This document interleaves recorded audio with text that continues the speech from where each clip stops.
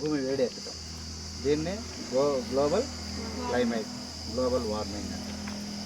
మరి మనం హర్షించదగ్గ విషయం ఏంటంటే అమ్మాయి గీతికా వెంకటేశ్వర అనే అమ్మాయి ఇప్పుడు 10th క్లాస్ చదువుతుంది, అంటే బీ క్లాస్ చదువుతుంది. లాస్ట్ 5 years నుంచి ఈ ప్రోగ్రామ్ అమ్మాయి చేస్తూ ఉంది. అంటే ఒక NGO, అంటే నాన్ గవర్నమెంట్ ఆర్గనైజేషన్ అంటారు.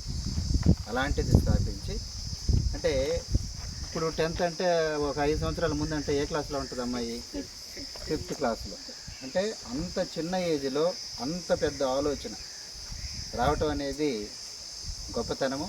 ముందుగా మన పాఠశాల తరపున ఆ అమ్మాయికి అభినందనలు తెలియచేయాలి.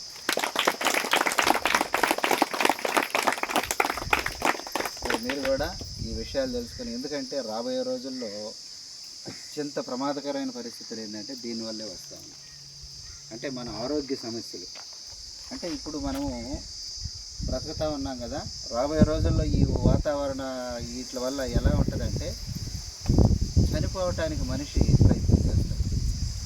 ఎందుకంటే ఆ దుర్భరమైన జీవితాన్ని గడపలేక చనిపోవటానికి, అంత తొందరగా చనిపోతే అంత మంచిది